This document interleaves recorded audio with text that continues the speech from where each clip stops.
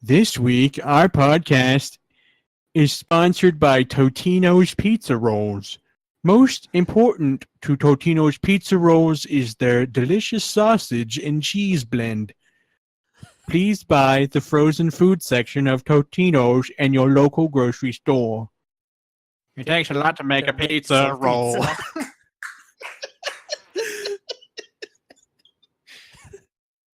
Is that pizza brand a real thing? Totino's, yeah. Yeah. Oh, I was going to use that as the opening. Well, they can't sponsor us. What are they going to do? We did not They're sponsor not them. We did not sponsor this one time podcast.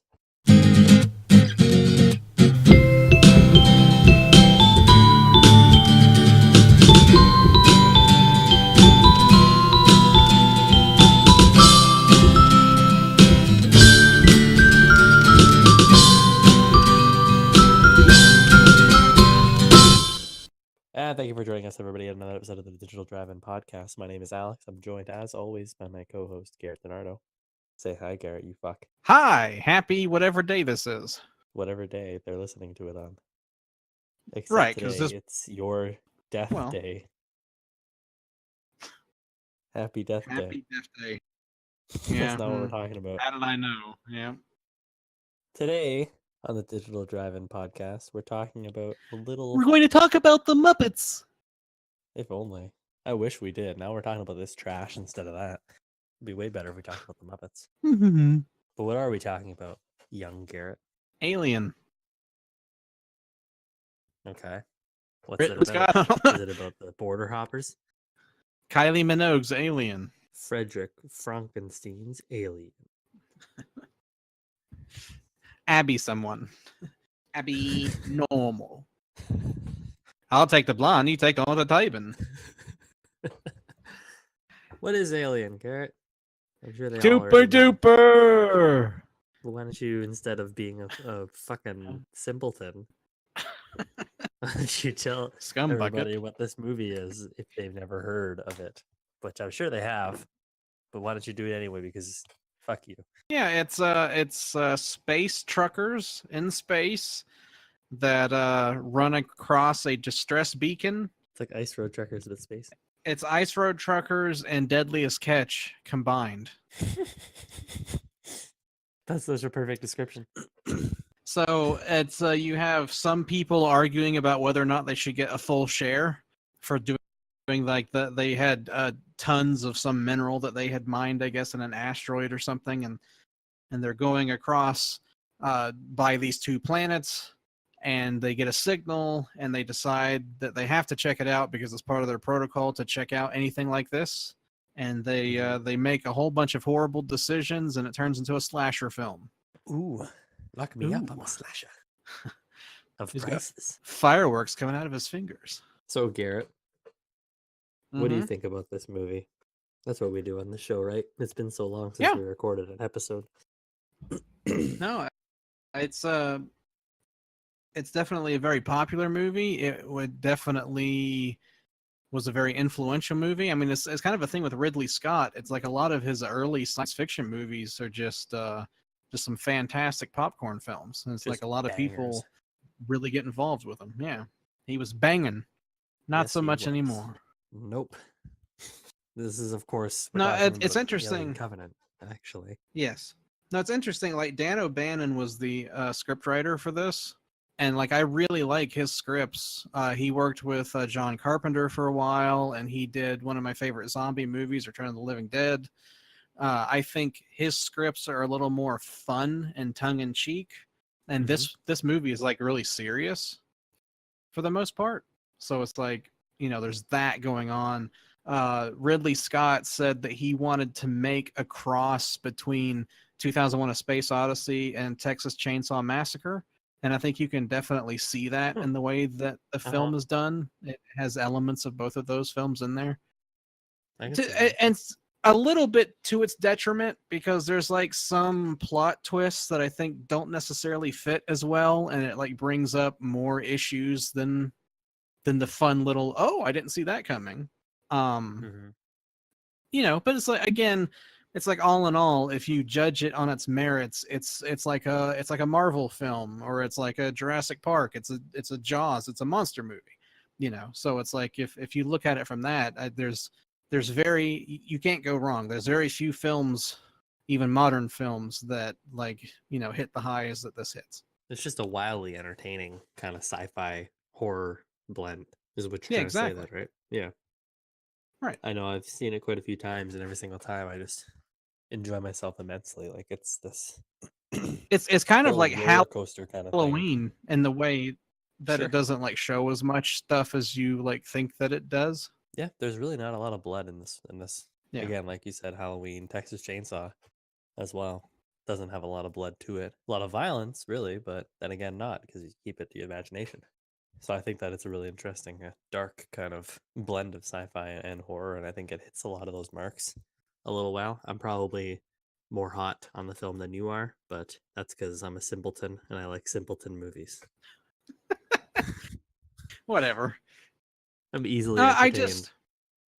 I think there are like characters, like the actors are memorable, but I don't Mm-hmm. know necessarily, like if you were to say, tell me something about the characters, I don't think they're very deep. I think they're more tropey.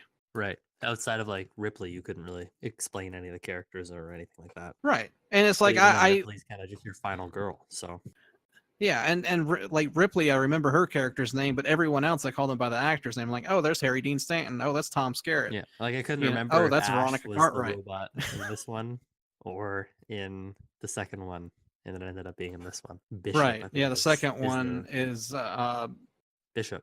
yeah, Lance Hendrickson. Yeah, Isn't he? I couldn't remember the characters' names in each of them, and then Michael Fassbender is the android in the new ones. David. Right. And that wasn't in the original script. Ash was just the science officer. He was a human. They Right. added that um outside of O'Bannon's script. And I think that's one of the weak points for me, because it's sort of Okay. like if the if the place, Wayland, already knew that there was something out there and they had sent the people as a secret side mission to go and do it, and they didn't want to tell everybody because it was a secret side mission, why not have the majority of the people on the ship be robots? Because then you wouldn't have to worry about them not following orders. Mm-hmm. It's like I could see if it was like Vault Tech in the Fallout universe where they were just wanting to do an experiment, but it wasn't like that at all. It was that they want Right. the thing that is there brought back alive. Well, then just bring all androids. Yeah, I think some of the prequels dive into some of that kind of stuff. I know he's making a third one, which is probably going to shoehorn itself more into this film, but Right, but then that is the that ruins Ridley. a lot of the mythology and all of that too when you do Yeah, any of those. that's the Ridley Scott Blade Runner of I wanted Deckard to be a replicant, and even though the original work was ambiguous at best, he wanted to And give a even though the definitive themes of the reason. movie works better if he's a human, but The theme of the movie is specifically what's the difference between a human and an android. So if he's already a replicant, then it's like you lose that central question. right. So I just think Scott loves to do that for whatever reason, and I why mean, he's not in Covenant that just great flat tier out of says directors. that technically humans created the xenomorph through David, because David fucking Michael Fassbender fucks around on one of the planets and creates a xenomorph.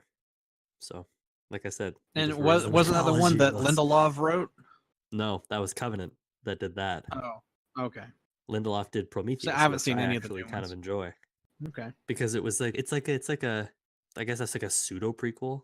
It kind of is, it kind of isn't. It wasn't really until close to the end of it, and then also like until Covenant came out and kind of smacked the two together. You could totally watch Prometheus and not really feel like it's Alien. There's like the space jockeys in it and that kind of stuff, and it has like Wayland Yutani and all that kind of stuff plastered in some of the places of it. But for the most part, it just feels like its own thing, kind of working off the backbone of Alien. But then Covenant is kind of just how can we connect the two together while also burning everything that Prometheus did and set up, and Covenant's not good, not at Right. all. Yeah, like you're saying, like Blade Runner and how he wanted to change all the plot in that one. It's kind of just Ridley Scott and how he tries to change things, but I think he's a good director, but not a good storyteller, I guess, if you catch my meaning. He doesn't Yeah. write No, any I of the scripts understand. or anything like that, but then he goes and tries to do all these things. And I have no doubt that he had a hand in the story for Prometheus and Covenant in some way and how they were telling that, because it just, or in who they picked to write the script and who they picked to write the story. Because all of his new work is essentially that kind of stuff where it's just poor story decisions. And in the case of Alien, it's poor story decisions that kind of stem off of a classic film, or at least two classic films, with this and its sequel. At least I think are pretty awesome and, like you said, influential stuff in two different ways. Aliens is more of an action horror blend, I think, than this is. This isn't really an action heavy film, but Aliens is. So I think the two are kind of really awesome, different films. They take different tones and stuff, and then you can see their influence over many, many years to come in two very distinct ways. I know, like, Halo is one of my favorite game series, and it feels, in its design, is all very heavily inspired by Aliens and that whole kind of idea. Like the ship that brings them down to the planet in Aliens, like with an S at the end, looks exactly like the Pelican in Halo and all that kind of stuff. So, in two different ways, I guess you can see how many ways it's influential throughout time. But now, as he goes and tries to make more movies and expand on the mythos, it kind of just kills the whole vibe of the thing. But at least, you know, it doesn't ruin this film, right?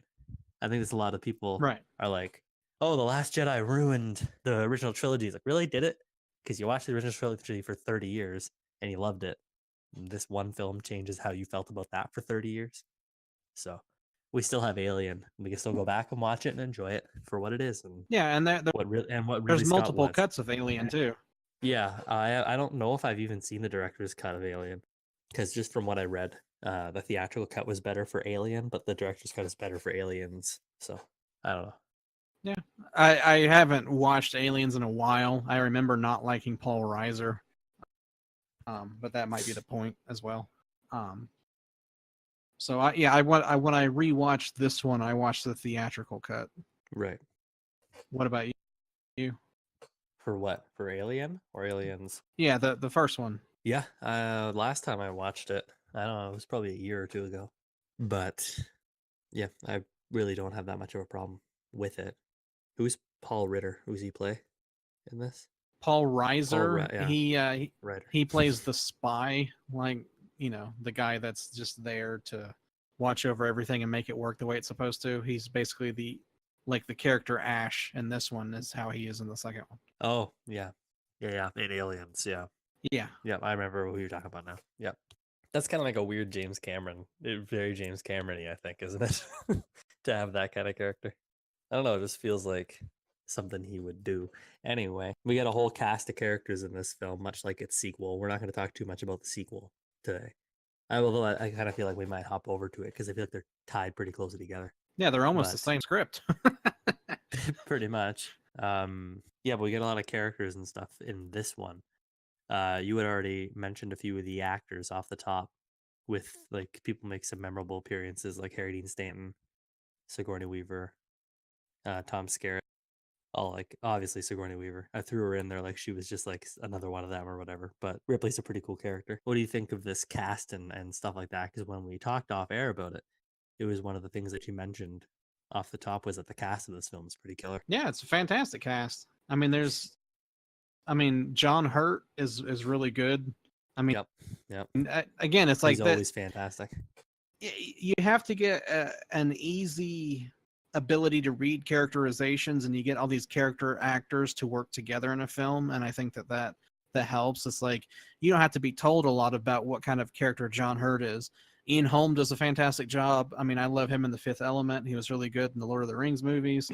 You know, it's like that stuff is good. Veronica Cartwright, she's always the lady that like screams at things, which is great. I don't know if you saw Invasion of the Body Snatchers. She's just a great horror girl. I did not see that, but I'll have to watch it. I don't even know her character's name. I don't remember. You were right about that. Yeah, and I don't remember the one mechanic's name either, but he was in like all the entire seasons of Homicide: Life in the Streets. Did really good as a cop. Yeah, so you just got a whole bunch of these character actors that kind of come together and kind of inhabit their roles perfectly, as kind of tropey as they are. I think that they do a good job making it feel pretty believable. But I guess that's kind of just what happens when you get these kind of fantastic actors all together, right? Because they all sell their roles perfectly. Like Harry Dean Stanton, we've talked about him before in a lot of the other movies that we've come across with him. Probably just we're mostly related to Lynch stuff. But I feel like he's always smoking in every movie. You ever notice that? Also, I feel like you Yeah. shouldn't smoke on a spaceship, but whatever. It's the 70s, man. 70s aesthetic. But like John Hurt at the dinner table is hilarious and amazing and fantastic. And the only reason I say hilarious is because I don't think of anything but Spaceballs when it happens anymore. But I know. it's The Spaceballs ruined it. right. But still, what a scene, isn't it? The chestburster scene, and he sells it so well.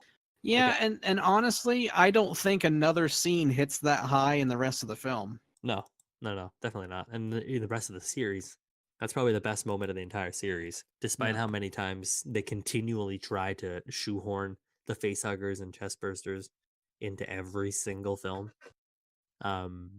It never reaches that sort of surprising brutality, I guess, that dinner table does. I would have liked to have been in a theater in 1979 and not knowing what was going to happen, for the seeing third. it. Yeah. Yes. Yep. I would have loved that. And it's amazing. It's one of those moments I think that would be just incredible to see. Like it's like a Luke, I am your father moment kind of thing where I feel like seeing it without the internet and having it be memed to shit and all that kind of stuff. Seeing it there would just be mind blowing and fantastic. And I don't think we get a lot of that kind of stuff anymore, but just because of the inherent information wave, I guess now. Like Endgame didn't even come out yet, and there were spoilers out for that movie. Right.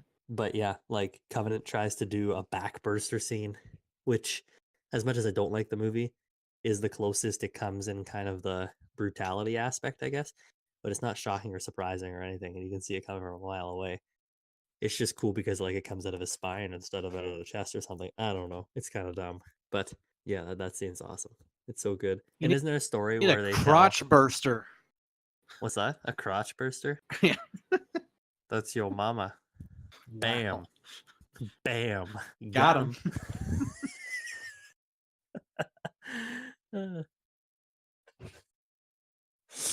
Isn't there a story where like they didn't tell any of the actors that chestburster scene was going to happen either? Yeah, there's only a couple people that knew. Yeah.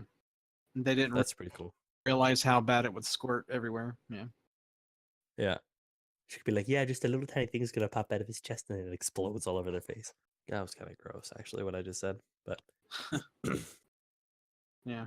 So, did you ever see Dark Star? no. There's a lot of ideas for Alien that Dan O'Bannon has in the film Dark Star, and you can see where those ideas kind of hatched from. And the entire like dirty spaceship with truck drivers being the astronauts all started in Dark Star. Oh, that's pretty cool. Kind of like the trucker aesthetic that it kind of has. Yes, exactly. That's pretty cool. Like, 2001: A Space Odyssey came out, and all the hallways and everything were like clean and well maintained, and it had a very certain aesthetic. And even Star Wars carried a lot of that over, even though some of the outside of the ships looked more used. They still carried that aesthetic there. But it's interesting that with, Dark Star came out before Star Wars, but you have Dark Star and then you have Alien that has this well-worn, it's dark, things aren't cleaned, it's kind of a little trashy. Like even in this, it has like naked pictures of girlies up on the wall, things like that. It's just a different aesthetic that was like playing against what had become commonplace at that point. Right. It's almost it almost feels like more of a more natural evolution of what our world actually is into the future. But at the same time, kind of a world stuck in the 70s with the whole aesthetic of all the computers and all that. Yeah, so but I feel like it feels just pretty like Blade natural Runner. to what we would be. Yeah, just like Blade Runner, where it's just like our world pushed forward. And Blade Runner is actually interesting because it takes place in 2019, which, in case you didn't know, Garrett, is the year that we're in. How about just the general aesthetic that it has, both in the ship and then in the alien itself? Because we didn't talk about the alien. And Right. the film's not called People. I mean, I think the sexual imagery is fantastic. I don't know if it's pronounced Geiger or Giger, whoever HR is. Like his designs are fantastic, and of course, a lot of the design aspect and the scriptwriter of this film is who Jodorowsky had picked to do Dune. So like these guys had already started working together for like years on that project, and when it never came to fruition, Ridley Scott just plucked them and used them. And it's like, what a great team. It's like these guys had such a great vision. They had so many interesting things. I think Alien would have not have been what Alien is if not for this design team. You know, it Right. looks so neat. And you can tell in the film too, the more they focus on the alien movements, the more you can tell it's a guy in a costume. But when he's shrouded in Yeah. darkness and it's just basically that head, that like what a great image that is for It's so frightening. on the screen. It really is just scary. Or when you see the tail too in the one part with Harry Dean Stanton and it just falls behind him. Right. Like it's just so intimidating. But yeah, you're right. When you see it in it's all its glory, it is just a dude in a suit. And I laugh at Dallas's death actually. Because it looks like he's just like, give me a hug, and he like reaches his hands Right. out. Yeah. Yeah. Which is pretty funny, but you know, I think it adds to the charm a little bit. Do you have a kiss for daddy? We should do Ferris Bueller. Yeah, but it's like you're saying, the sort of hypersexualized nature of the xenomorph, I think, is something that's always kind of intrigued me about the film. And I don't know if that makes me sound like a weird sex pervert or not, but yeah, it does. It's kind of been interesting over the years because I watched it without knowing that for the first time. I watched it and then I did read into it a little bit or read up about it, and then now I've tried to pick up on that in it and in its sequels because I guess at one point Geiger was just trying what just had him as like a dick for his head. That was just like the idea at one point before it actually had like a mouth and didn't have a mushroom shaped head. Right. Which would have been kind of gross, but you know, so is this. Well, but there's things you can read into. Hugger. Yeah, the face hugger, which just kind of fucks your face. Like I swore I could always see it thrusting a little bit when it was on John Hurt, but maybe that was just me. This also could just be breathing, but it does kind of look like that, right? And when they're looking at the photographs from inside John Hurt, and you can see it moving down like his what's it called? Basically his throat, I guess. It's all just very sexual and disgusting. Because then there's weird things like Lambert, that's her character's name. Her death is really weird. I don't know if you ever get this weird kind of feeling. Because the alien like puts its tail up her leg. Right. And then it kind of like cuts away. So man, like I don't know. I feel like there's some dark connotations to that a little bit, but again, maybe it's reading too much into it. But then Alien Isolation had a section actually where you played as Ripley, and it was just like a fun little DLC they had where you're trying to escape the alien. It's set during the movie, and if you go back to that place, like there's blood coming from between her legs, kind of thing. So they're kind of buying into that theory a little bit as well. But it just kind of makes it all a little, I don't know, darker, a little like I always kind of saw the alien as kind of being kind of like the very worst form of violence, I guess. In that sense, I don't know if you know what I mean, because I feel like I'm rambling like a madman. No, I mean it completely makes sense. I mean, it's like the brain of the ship's computer is called Mother. Yeah. When the ship is released, it says something about the umbilicus. Okay. Yeah. It's like when it's going towards the planet, it has something on screen that mentions something about insertion of, it's like insertion to the oh shoot, what is it? I'm trying to think of what it's called. Like when you're going like around the planet's atmosphere. Anyway, it doesn't matter. Orbit. You know, yeah, it's like orbital insertion or something like that is what it says Right. on screen. You know, there are so many things. The little pods that they sleep in has like a guy laying down with like a triangle over him, and it's like so you see that, and then the first person that wakes up is John Hurt, and he's actually the first person that dies. of something coming out of his chest, you know. So it's like there's so many things that already show, you know, either some type of sexual nature or violent nature in the film that it's like you can't help but think it's like obviously they have to have had that in mind when they made it and designed it. Yeah. Because, I mean, even the tiny baby alien thing just looks like a fucking dick. Yeah. And it runs away. Well, it would make sense unfortunately, because... they retcon in Covenant. And it's just a fully grown alien, but tiny. Right. Which is disgusting. I mean, it makes sense if Scott is taking all this stuff from like Kubrick. I mean, the ship in 2001: A Space Odyssey looks like sperm, you know. Sure. Yeah. So it's like there are so many things like that, and you know, Well, Doctor it's life, Strangelove, right? Creation obviously. of life. Exactly. I guess. Yeah.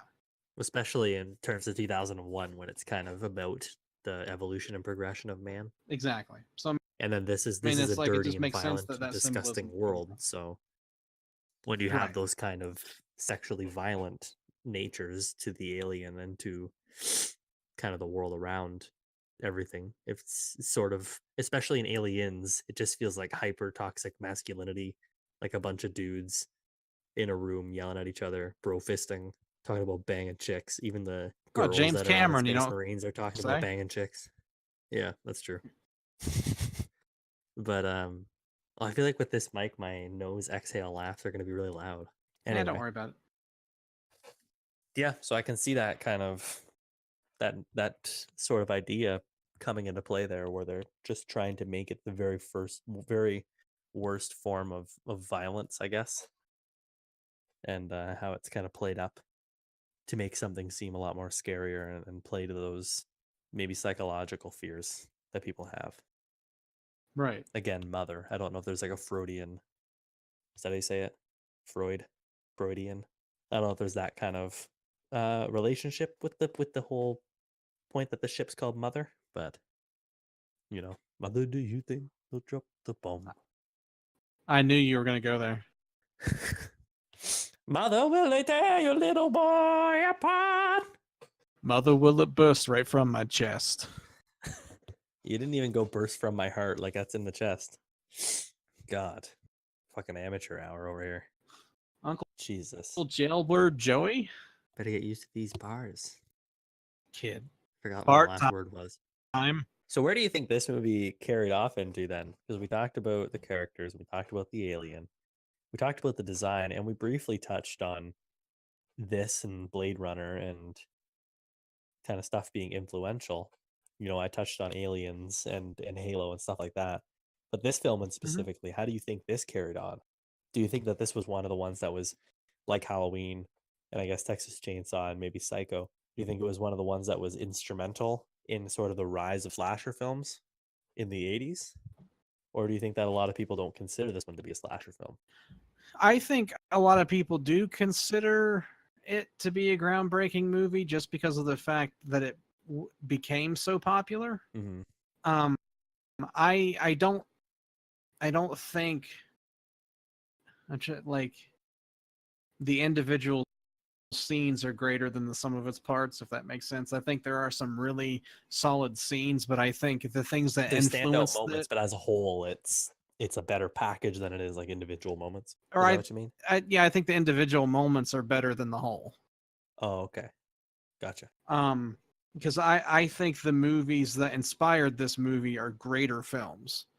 You know, not to take anything away from this film, but I think it like carried the torch for other things, but I don't really think it established. I mean, there were so many like great Italian horror films before this came out. There's the exploitation films and the rape revenge films that were like, you know, had way more violence and gore and talked about sexuality.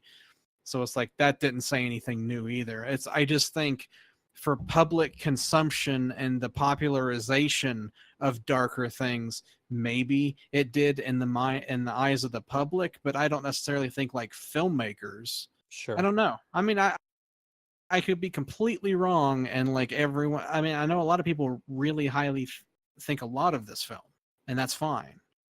Mm-hmm. I think that it's been done before and been done better before, you know. but Sure. it's definitely one that has captured the attention and minds of many of the public.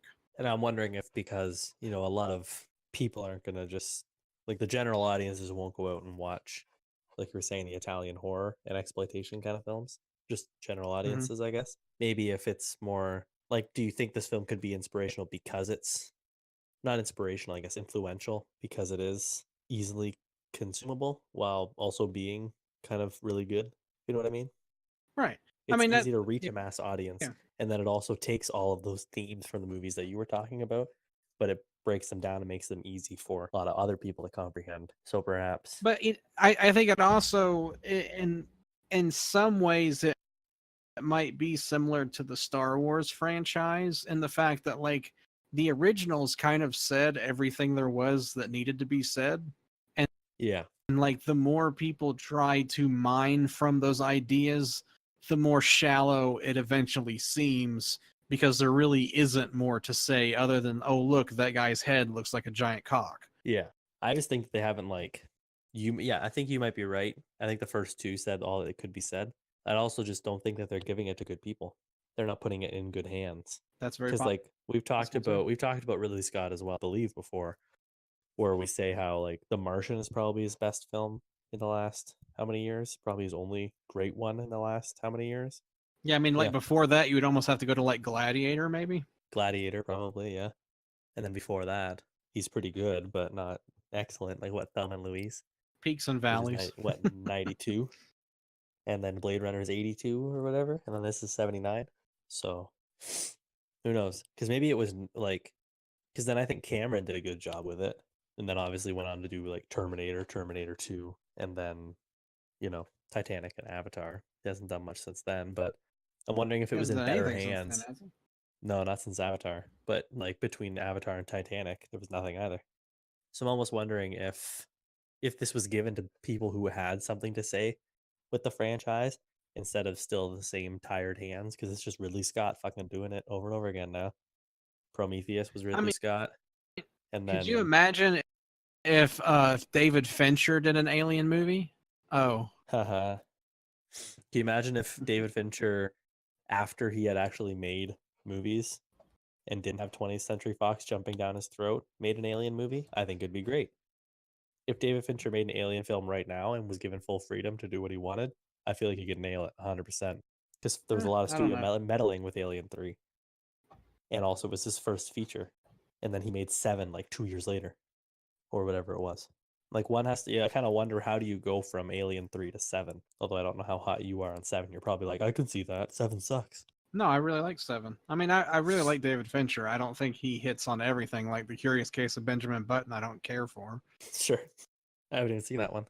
Um, yeah, but who knows? Because then who did Resurrection? Some French director who did like a small time indie film, is indie French film, and then they picked him up and told him to do Alien, and then it's Resurrection, so it was terrible. Eh, did Joss Whedon do a script for one of the Alien films? Why does that stick in my head? I think he wrote Resurrection. Okay. Yeah, I think he did, because that was like '99, which was kind of where it died until Prometheus, right? I don't know if it was because it was so bad, but I think the Alien movies kind of follow the same format and formula rather as like the Terminator films, right? Widely regarded as great, widely regarded as great, if not better, bad, worse, then into obscurity. It kind of follows the same path. Because there's a lot of people that would make cases for Aliens being better than Alien. A lot of people that would make cases for Judgment Day being better than Terminator. Nobody likes Rise of the Machines. Nobody really likes Alien 3. And Salvation and Resurrection are both considered worse than number 3. It's like the exact same. Except I think Prometheus is better than Genesis. Terminator Genesis. Did you ever see that one? No, I never saw it. Stupid. I didn't see it either, but it's stupid. Gave away your plot twist I in the trailer. I saw the yeah, I saw the trailer. I didn't feel like I needed to see the movie. So with that in mind, James Cameron apparently is the one to do sequels. So is Avatar 2 going to be any good? Yeah, I honestly do. Well, I thought you asked me if I thought it would be good. Yeah, I think that it's going to be good. Honestly, I think Avatar 2 is going to be fine. I don't know about 3, 4, and 5. And I'm honestly hoping that him working on 3, 4, and 5 doesn't make 2 bad. you know, because he's trying to do 4 at the same time rather than just one. But given Aliens and given Terminator 2, I really don't see a reason to kind of not have faith in that it'll at least be a little better. Because like Alien is a simple story that then he built upon. I mean, Aliens is still a simple story, but you know, he built upon it, right? He expanded the lore and the world without bursting it and jumping the shark or anything. Same thing with Terminator. Terminator 1 is fairly basic of a story. 2 kind of expands it just a little more. So, you know, Avatar uses kind of a basic story to build the world. Maybe 2 will use the established world to tell a good story, kind of like the inverse. You know what I mean? I'm holding out hope for it, but I know, again, I'm a madman. Probably one of the only people that love Avatar. So that's fair. like, it's You not a do 5 you, out of man. 5, but it's like, it's also not a 2, or it's not a 2 out of 5. That's something you rated it, I'm pretty sure. It's not like the worst thing ever made, and oh my god, I can't believe it. Why didn't it tell an original story? Fuck this movie, worst thing I ever saw. Yeah, that's the thing, but that's not what 2 is for my ratings. Yeah, I know that. Yeah, everybody's rating's different. I'm saying it's neither extreme, I'm guessing. It's not the greatest thing ever made. It's not the worst thing ever made. It's not the worst. It's not the greatest. So right. Let's watch another one. Very few things are actually either of those. Yeah. Yep. What about you? Like, do you have any faith in Avatar 2 then? I don't know why we're talking about James Cameron now. Well, I do know, but it's one of those things that's like when Heath Ledger was cast as the Joker, I said to people, I've not seen Heath Ledger show the range that I think is required for the Joker, but I also know that he is an actor and he spent a lot of time with it, and I'm not going to dismiss him just because I don't necessarily see it yet in his career, because of how Michael Keaton surprised me as Batman, and he was like really good at it. And so it's like, I did not love Titanic. I also did not love Avatar, but I know that James Cameron is a good filmmaker. So it wouldn't surprise me if he turned around and made a really good movie with the amount of time that has been since then, and he's had the ability to think of what he wants to do with it and the amount of budget put behind it. But it also wouldn't shock me if I wasn't into it whatsoever. But I'm not going to dismiss his abilities. It's like he basically has to prove himself to be incompetent to do the films, you know. Right.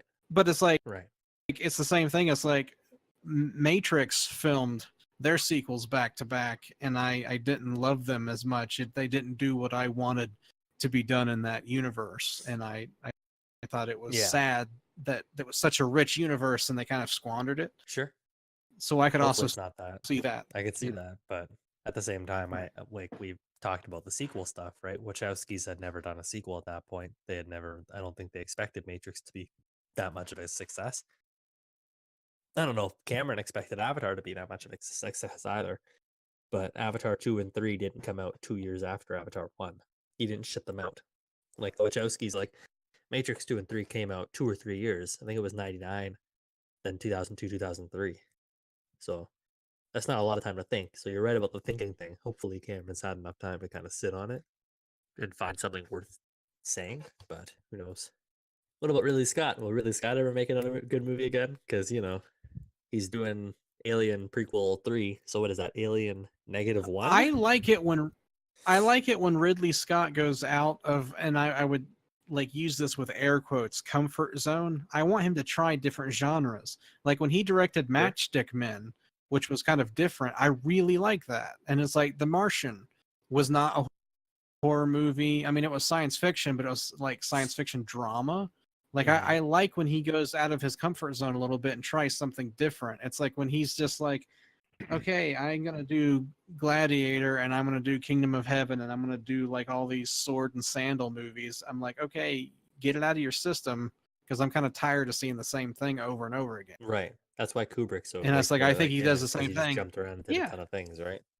Right. He would do different genres and make, you know, a completely different kind of movie. And, you know, it's like I like it when film directors do that as well. And I feel like he would do a lot of science fiction movies all at one time. And I'm not, he doesn't really have as much different things to say about it And so I kind of want him to move on to something different. So I think if he would do that, I would be up for seeing something of that caliber. But I don't think he's going to. I think he kind of found what it is that he wants to do, and he's going to continue to do it. Yeah. Which is fine. Which, I mean, he's an old man now, so he can do whatever he wants. Sure. But at the same time, like, I don't know if it's a controversial opinion, but Neil Blomkamp was supposed to do an Alien film. And I think that would have been really good. I think that honestly, he has the right aesthetic, kind of directorial style that he maybe could do one if the script was up to snuff. Which you wouldn't have to write the script, I guess, for it to be good. But I think that it could have been really good. And then, like, Scott was the one that canceled it because he wanted to do it. You know, he's like, no, you're not getting to make this thing. I'm making this thing. So now we'll never get to see another director's take, another director's vision. And who knows, Blomkamp's Alien 3 maybe could have been something else to say. Like Alien and Aliens. Would have been Aliens with 2 S's. But we'll never get to see another director's take on the franchise because Ridley Scott's like, no, me, I created it. Me. Get out of here. Canceled it outright instead of delaying it, right? The problem I have with Blomkamp, though, is like when District 9 came out, everyone was like, wow, this is in a different setting. It's unique looking. The special effects are different. He has a different story to tell. And it's like everyone loved that movie. But then like Elysium came out and he did the exact same thing. Mm-hmm. And then Chappie came out and it was the exact same thing. And it seems like he's one note.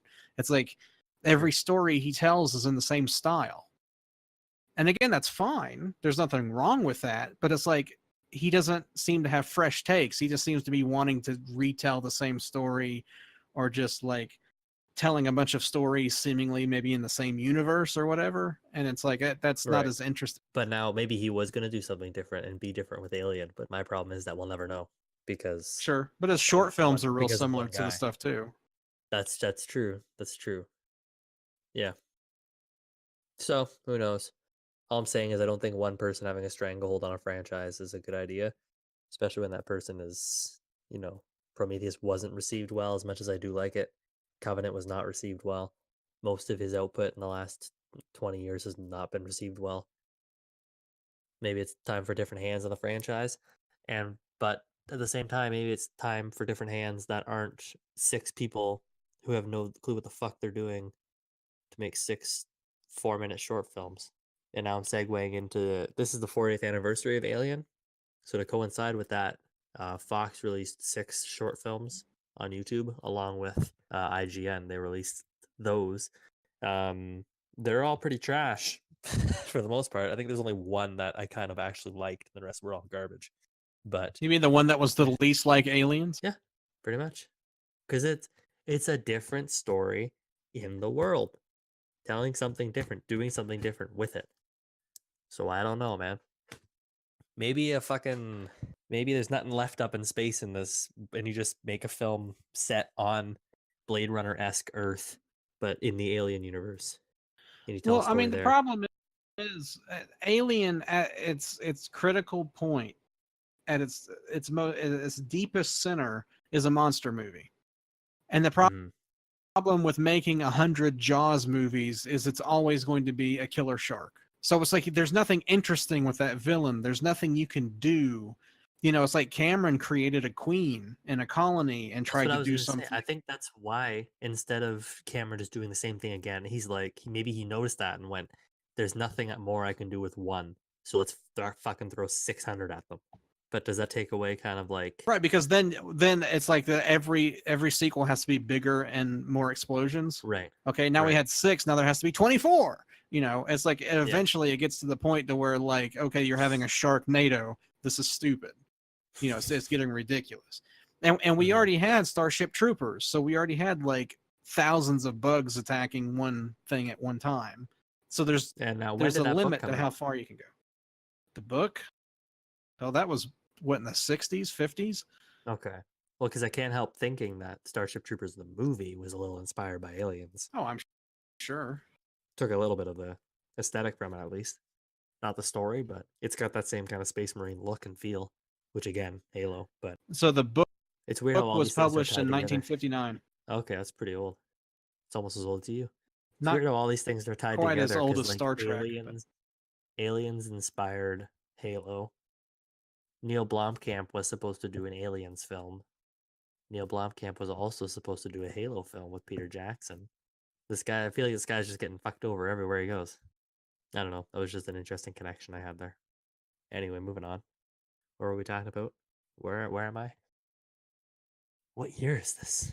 So it's interesting. The cover of the Alien film has an egg that's not in the film. It doesn't hatch like that from the side, and the egg itself actually looks different. Yeah. And then there's like this weird like mesh on the ground. It's like nothing on that poster is in the movie. No. That's weird, eh? I think it was just to sell things. Isn't the original teaser really like ominous for this? It's just like the egg, and then someone's like, "In space, no one can hear you scream." Yeah. Yep. And the light turns on. It's like Ridley Scott presents Sigourney Weaver in Alien, coming summer 1979. And then people were like, "Yeah!" And they went and saw it. From that, anyway. We've come a long way from something like that selling the movie to like spoiling the entire movie in the trailer. Looking at you again, Terminator Genesis.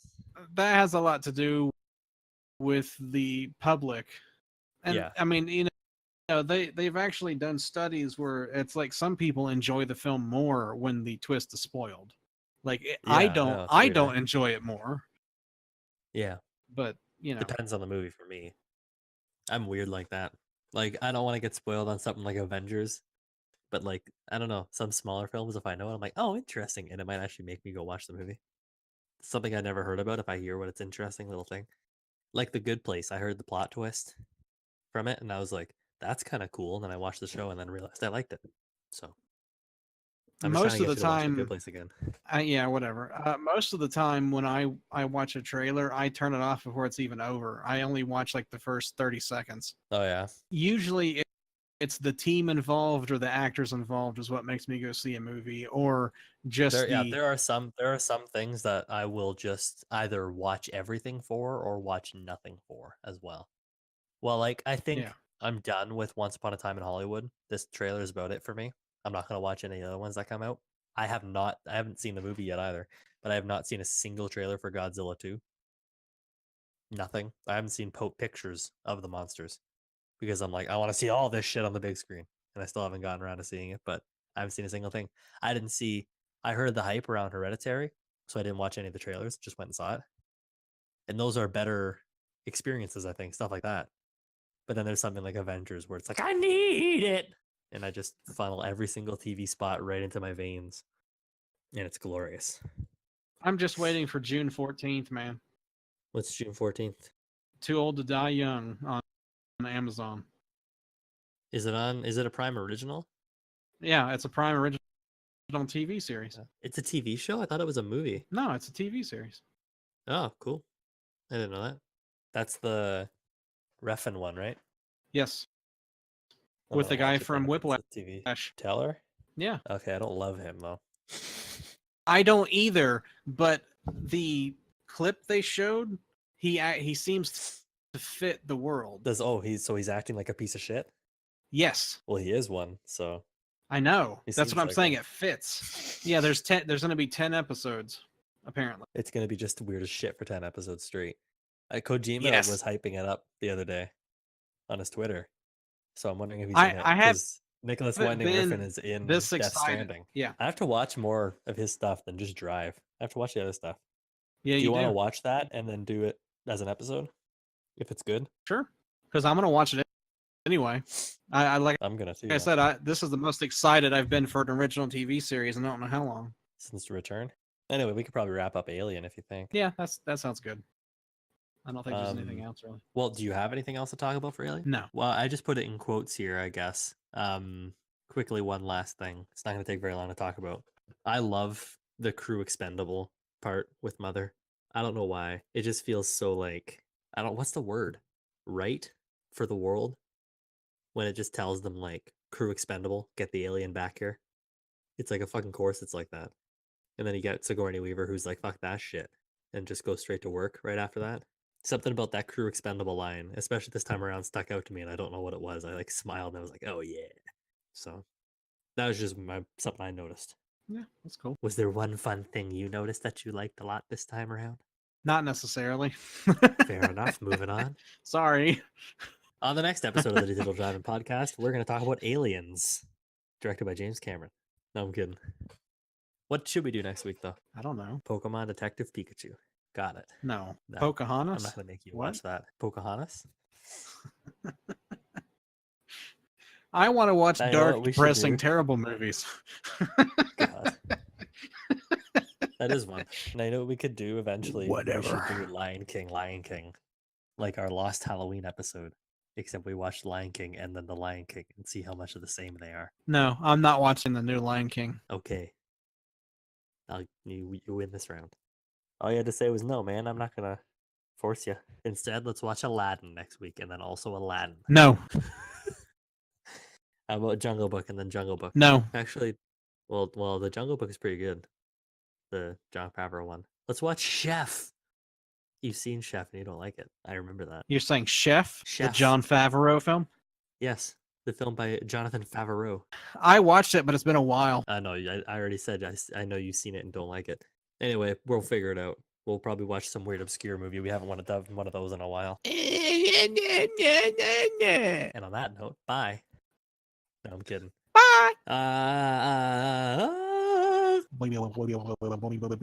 If you liked this episode of the Digital Driving Die. Podcast, you can die.